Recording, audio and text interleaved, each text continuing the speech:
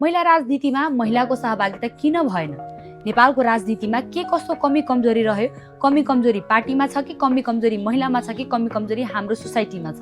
यी कुराहरू बुझ्नका लागि पहिला हामीले के कुरा बुझ्नुपर्छ भने इतिहास के थियो, इतिहास कस्तो थियो र इतिहासमा महिलाको सहभागिता कस्तो थियो भन्ने विषय आजको यस भिडियोमा कुरा गरिएको छ।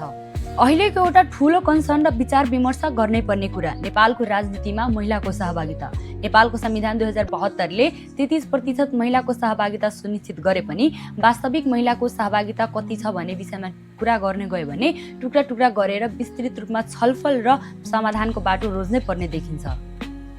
104 वर्ष शासन गरेको राणा शासनको अन्त्य 2004 सालमा भयो। 2004 सालमै नेपाल सरकारको अन्तरिम शासन विधान भनेर पहिलो संविधान जारी भयो। तर त्यो संविधानमा महिलाको सहभागिता, महिलाको भोटिङ राइट लगायतका कुनै पनि विषयमा महिला अधिकार बारेमा कुरा गरिएको थिएन।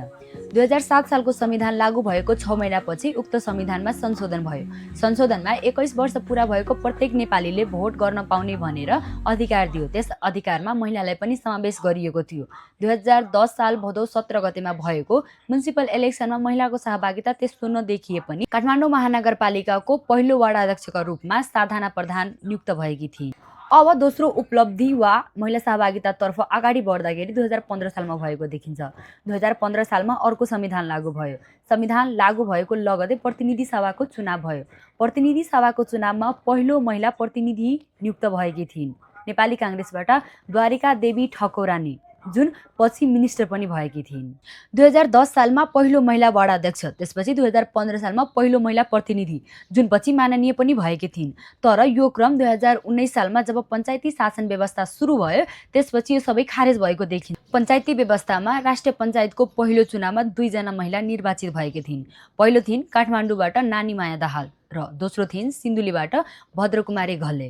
पञ्चायती शासन व्यवस्थाको 30 वर्षको इतिहासमा 24 वटा सरकारहरू मध्येबाट 7 वटा सरकारमा महिलाको एक जना महिलाको सहभागिता रहेको देखिन्छ।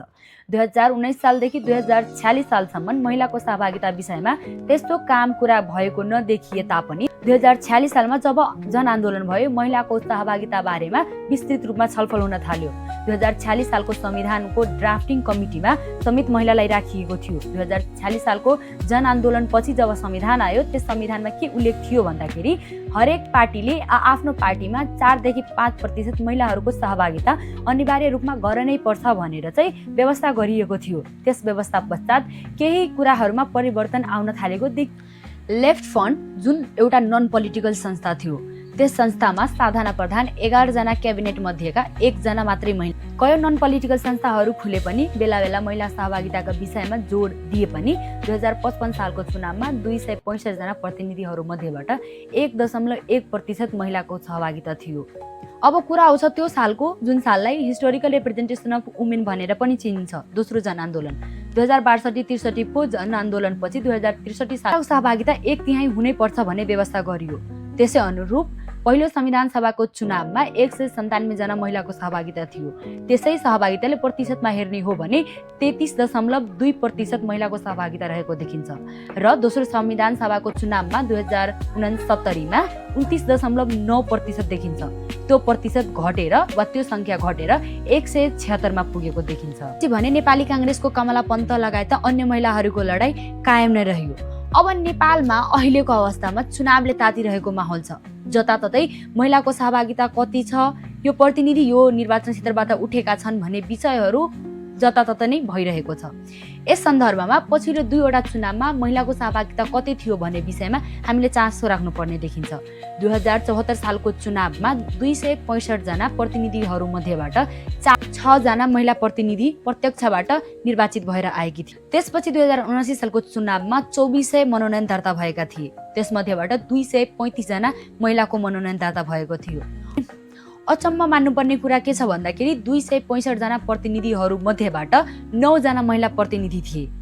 2063 सालमा नै प्रतिनिधि सभामा 1/3 महिलाको सहभागिता हुनुपर्छ भन्ने व्यवस्था गरिएको देखिन्छ।